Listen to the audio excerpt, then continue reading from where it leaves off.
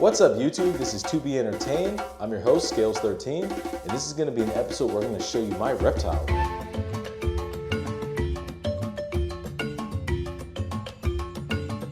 This is going to be an overview of the entire room. I've been in the reptile hobby for about 15 years, ever since I was younger, and I'm going to start off with my oldest leopard gecko, Gex. I've had this animal since I was in college. This animal is now 11 years old, going on 12.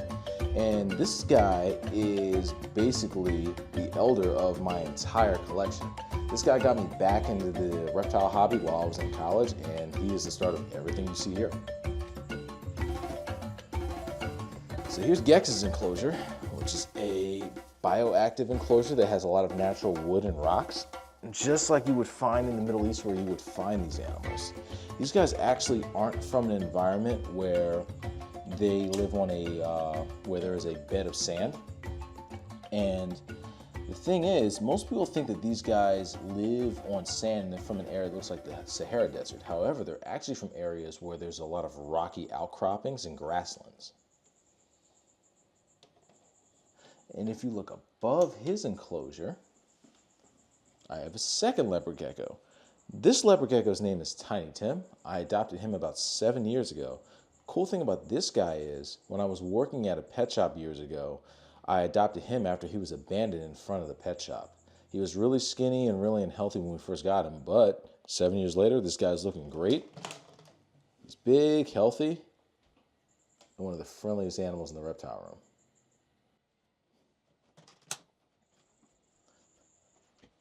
Now, if we go to this last Exoterra, you'll actually see my emerald swift pair.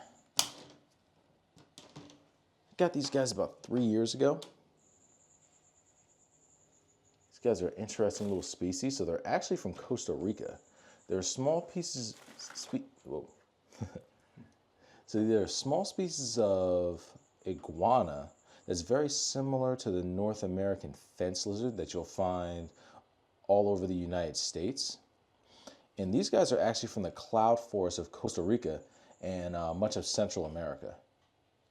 They're small insectivores, and these animals are actually an animal that you don't see very much within the hobby. However, they're a lot of fun to keep, they're easy to keep, and their small size make them a pet that is easier for a lot of new hobbyists to find housing for. I'm over here to my vision enclosures. This is where I actually keep both of my snakes. So in this upper enclosure, I have a Pueblan milk snake, and in this lower enclosure, I have a corn snake. Now, not that I didn't know you guys are coming over, but I actually have something really cool to show you. So this is a shed skin from my Pueblan milk snake. Now, have you guys ever seen a Pueblan milk snake before? They have black, yellow, and red stripes. And the cool thing about snakes is when they shed, you can actually still see some of the melanation in the pattern of the skin. So if you look closely, you can still see the black stripes from the Pueblan milk snake in this old shedded skin. Now, we're not going to feed these guys on camera, but these guys do primarily eat frozen thawed rodents in captivity. So I actually have some defrosting right now for my snakes. So these guys are going to get a nice meal after the video is over. Pueblan milk snake, because it has a beautiful pattern.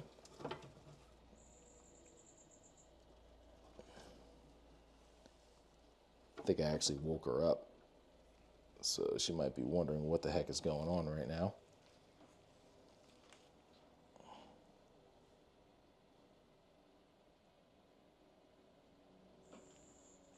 So these snakes are 100% harmless. They don't have any venom or any extremely sharp teeth or anything that could actually hurt you. You actually have to be much more careful of being more careful not to harm the snake when you hold these guys, because their bones are very small, and of course they're mostly spinal cord. So you don't want any breaks in this animal's skeleton, because you could harm it if you're handling too roughly. So keep in mind, even though snakes are scary to human beings, we are much larger and stronger than the snake. So you want to make sure you're being very careful when handling. I've had this snake for about 6 years now, and it's been nothing but a pleasure to have in my collection. So one cool fact about Puebloan milk snakes. So there's an old rhyme that can tell you how to tell the difference between the coral snake and the Puebloan milk snake. So they look very similar except for one difference in their pattern. So if you look at this animal's pattern, its pattern goes red, black, yellow. And if you look at a coral snake, the pattern is slightly different. So the rhyme goes like this. Red touches yellow, kills a fellow.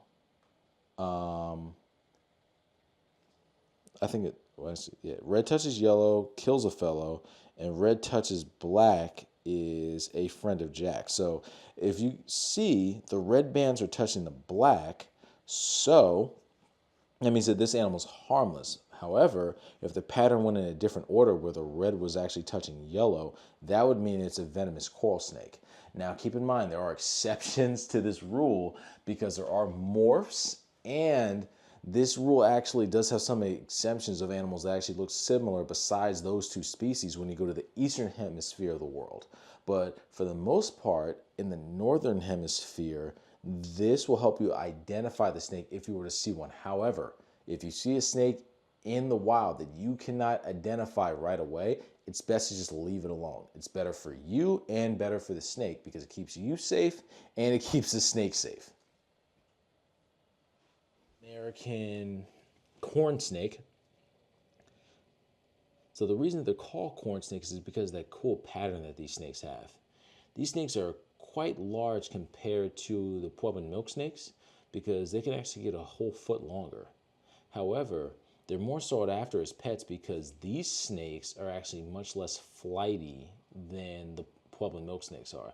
Puebloan milk snakes, if they get started, they'll run away like a bat out of hell, where a corn snake that has been raised by people in captivity and is established will most likely not get scared at all and will more or less come to people and will be more calm when it's being handled.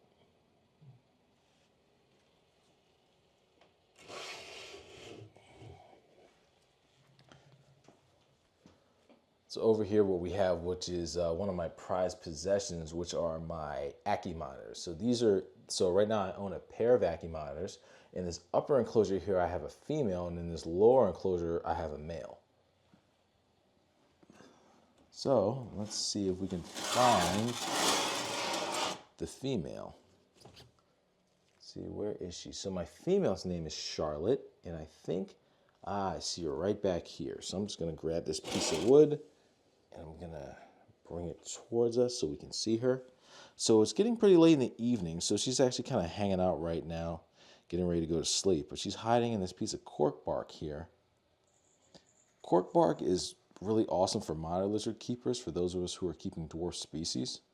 Reason being is because it allows climbing spaces and hiding spaces for these animals. So you can sit in here nice and comfortably, and if I wanted to check her out, I can pick up this piece of wood and I don't have to really disturb her that much at all.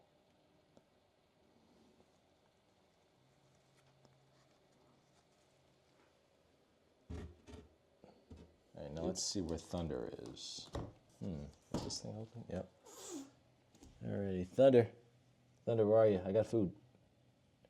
You want me to feed him in front? Because that'll get him running around. Okay, cool. Let's see. So they're actually going to get crickets today.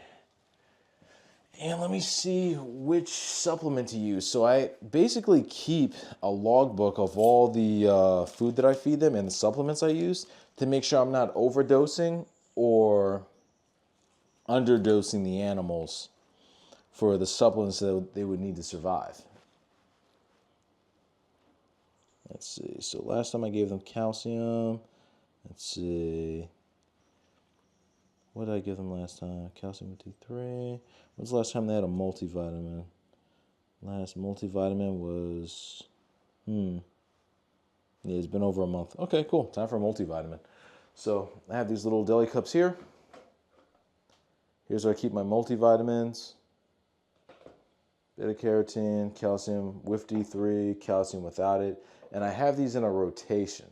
So I'll make sure I give these supplements throughout a span of 30 days, at least one time. More often, I'll use the calcium. The multivitamin I'll only use once a month. So that way they'll have all the vitamins and minerals that they need to stay nice and healthy. So what I'll do is, I'll just add a little bit into this container for dusting. And I'll pour the insects in here, shake it a little bit. And then oh, I have a moth. Yeah, those things are around. And that'll cover the insects with the vitamins and minerals that they need in order to, I'm going to kill that thing. Stupid moth, get out of here. Yeah, so I'll give them all the vitamins and minerals that they need in order to survive and stay healthy. Thunder, where are you? There he is. See, as soon as he saw me grab one of these, he knows food's coming. So let's go ahead and feed them. I'm going to give them some crickets this time. Now, I keep my insects in these tall bins. Cool thing about the tall bins is it prevents escaping because of how tall they are. I have a nice mesh top on here that I cut out and siliconed to the inside. And they actually have these locks on the side. So even if I drop this bin off of the top of one of these enclosures, the bin's not going to fall off. So I don't have to worry about insects escaping. So if you see in here, I have some crickets that I ordered. So when crickets come in, they usually come in with these potatoes. So since this is what they've been eating, I'll let them finish these. But the diet that I offer is actually completely different. So what I'll feed them is tart fruits and a bunch of green leafy vegetables. I gave them some bok choy and some blackberries yesterday, but it looks like they ate through all that, and they still have a little bit of apple left.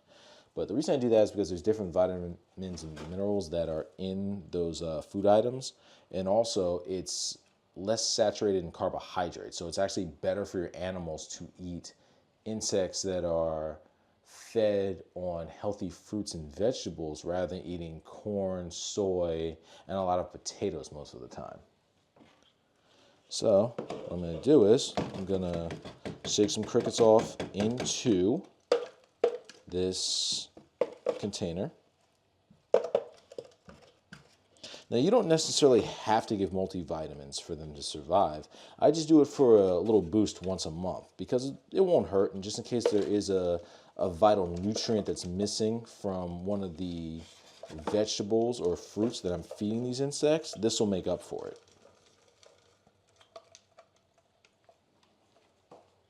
Let's see. Okay, cool. And then we'll throw some of these in, and then Thunder can get a feed. Wait till you see him chase. It's going to be crazy. All right, Thunder. Come here. I got something for you. Oh, well, we got that one quick. See that? Yeah, Thunder goes crazy for his food. It's like a meerkat. Where'd the cricket go, Thunder? Do you see it?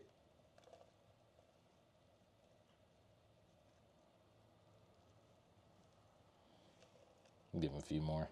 He'll find that one eventually, but it looks like it hit pretty fast. Yep, got one.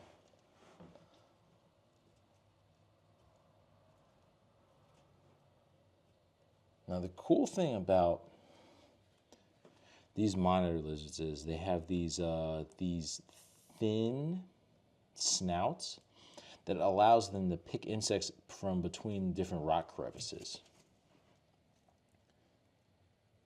Now those, and they actually have razor sharp teeth, so the cool thing about that is it allows them to use their mouth as almost like a pair of needle nose pliers to reach in and grab those insects before they can escape.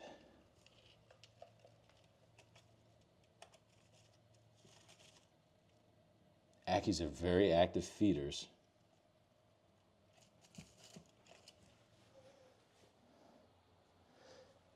And normally, if they're fed in the right frequency, they have a very good prey. They have a very good prey drive.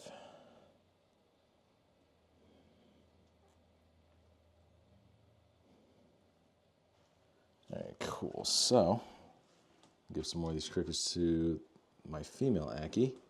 What I'll do is I'll dump these crickets over here so that way she can see them. Oh, there she goes already. Wide awake. The awesome thing I love about Acumires compared to some of the larger monitor lizards in the hobby is that because of their small size, it actually makes it much easier to manage the animal and to find housing for it. Also makes them very easy when it comes to feeding because most of the dwarf monitors that you'll find will be primarily insectivores compared to their larger cousins that you'll find in other areas of Australia or even the ones that you'll find in Africa and other areas of the world.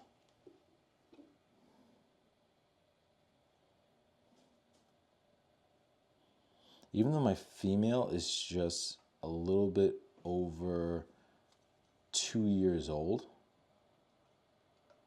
this animal is still a very awesome hunter. Oh, there she goes. Okay, get some crickets to these guys. Watch.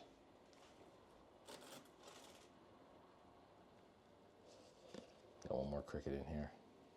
Dump this one out. The only drawback to swifts is that they're very flighty. So they're a lizard that's more fun to look at than to interact with. My Acumires are much more interactive than a lot of my other lizards. And these guys will come to me for food a little bit, but they're very easily startled. So you have to kind of be careful not to spook these animals when feeding. Here I have my Indonesian blue-tongued skink. Now, they get that name because these animals actually have a dark blue tongue. And the cool thing about these guys is they're a little bit of these animals are actually a mid-sized lizard. So they're larger and more robust than a lot of other lizards, so that actually makes them very easy to handle and a lot less fragile. Also, their diet is so varied, it's easy to find a meal for these animals. They'll eat anything from insects, meat, to vegetables and fruit, and all these different type of food sources. There's almost nothing that they can't eat that you can offer these guys that most other reptiles will eat. Now, the cool thing about these guys is since they've found out through research that in the wild, these animals have a diet that's much similar, that's a lot similar to a scavenging canine. These animals actually can be fed primarily on a high quality dog food. So for my blue-tongued skink, I'm actually going to give him some Ruva dog food today. That is actually chicken and pumpkin. And he's a really good eater. As you can see, he's already running up to the bowl, and he knows what time it is. You can't eat the bowl, buddy. You have to eat the food. Buddy, the bowl's made of plastic. You have to eat the food that's in it. He does this just about every time. No, don't dump the food over. No. Oh, my goodness. Panther, the food's in the bowl. All you have to do is lick it up.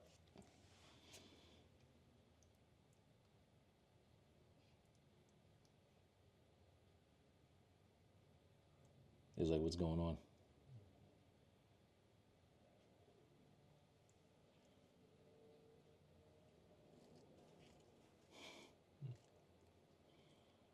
Panther, you're reminding me of Patrick from SpongeBob right now.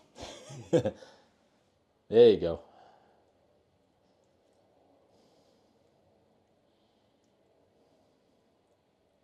Nom nom.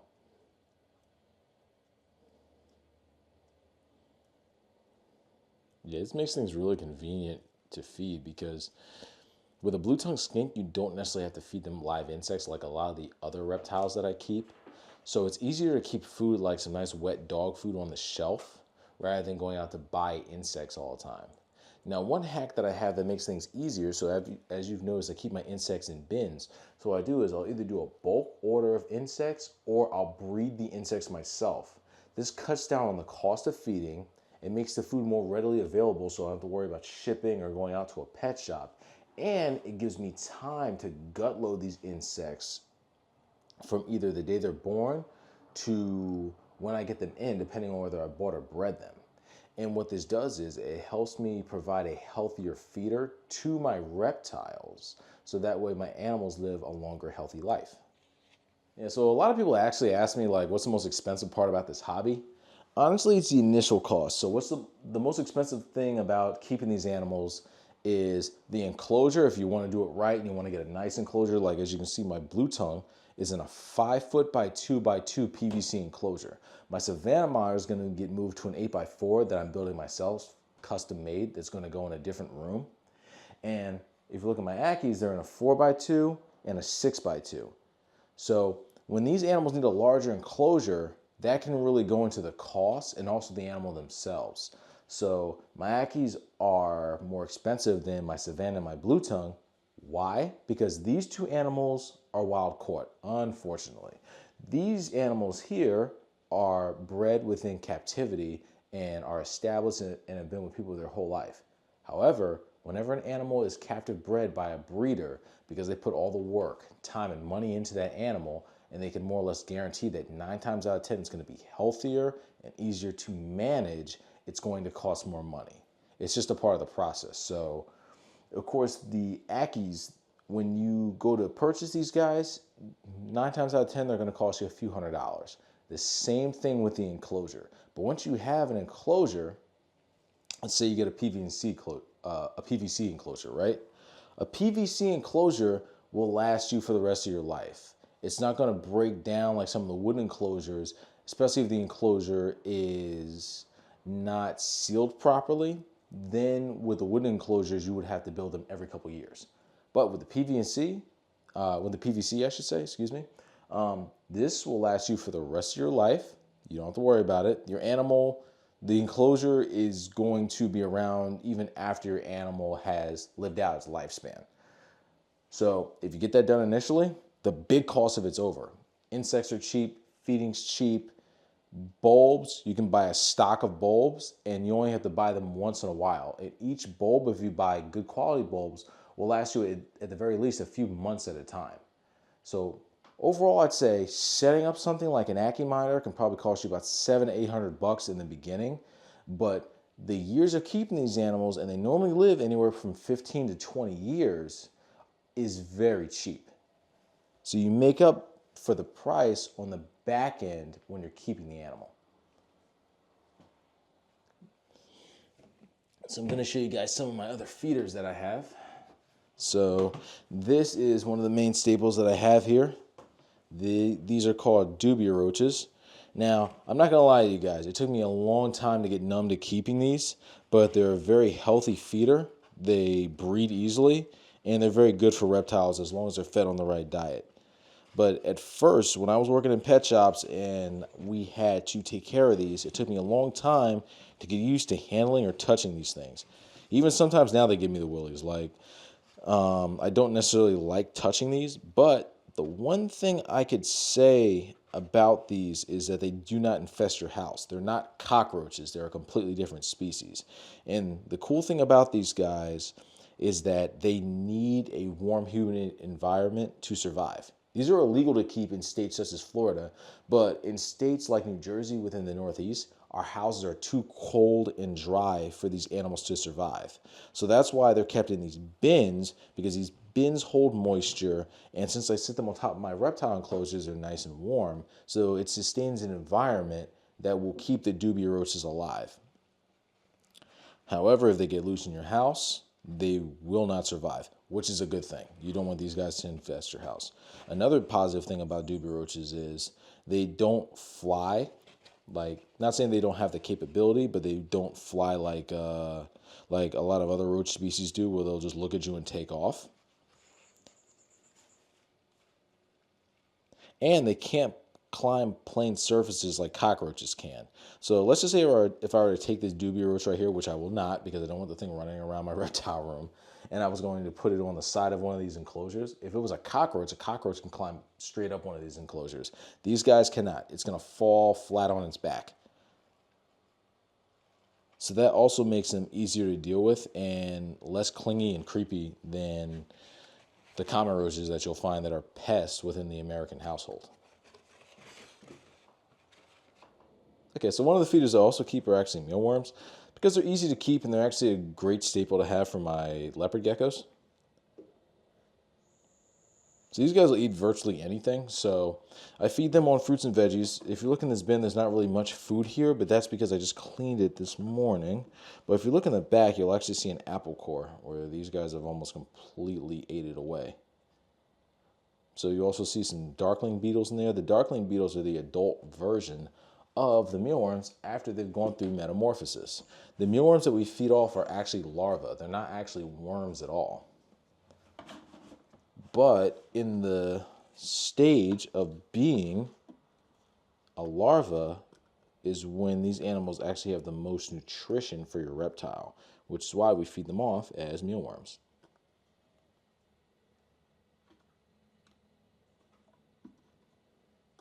So cool. I'll take a couple of these, dump them in here. Got bugs running around everywhere, and then I put them in these so they don't escape. Get the vitamins.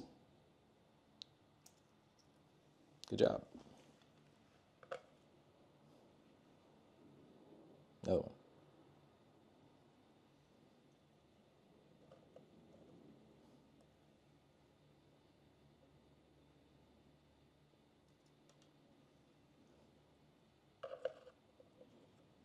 I think maybe one more.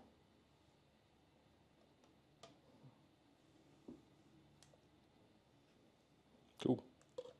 Actually, yeah, 5 each. We'll do 5 each. There we go. And now for Gex, little old man. Now, funny thing about Gex, he's always been like this. He doesn't have the best aim. So when he sees the food, don't be surprised if he completely misses the first strike. However, he is a very avid feeder. You see how excited he is right now. Oh, good job. And children and pets always make liars out of you.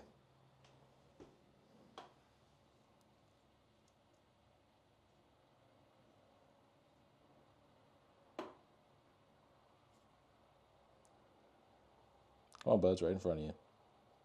See, he's not always the most accurate. There you go. So one cool thing that you can do for your reptiles during fall is to add a little enrichment to the animal's life. You can add some leaf litter to the enclosures. What I like about adding leaf litter is it locks the moisture that's held within the substrate in the lower areas of the enclosure. So when I put this dried material on top, the substrate will actually stay moist longer. Also, it adds different smells and adds something for the reptiles. I think I spooked my Savannah monitor. It adds something for the reptiles to explore and dig through. It also will encourage foraging behavior for the reptiles. So let's say I were to dump some grasshoppers or some crickets in the enclosure for my Savannah monitor to hunt. He'll have to dig and look through this leaf litter in order to find the crickets, which will make the animal work harder for its meal, and it will really get that brain going. So the animal will have something to focus on for the duration of the feeding time. Well, I should say the duration of its hunting time.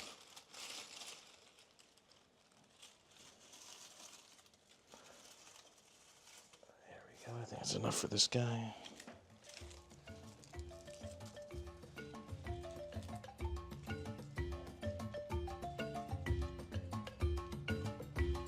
Cool.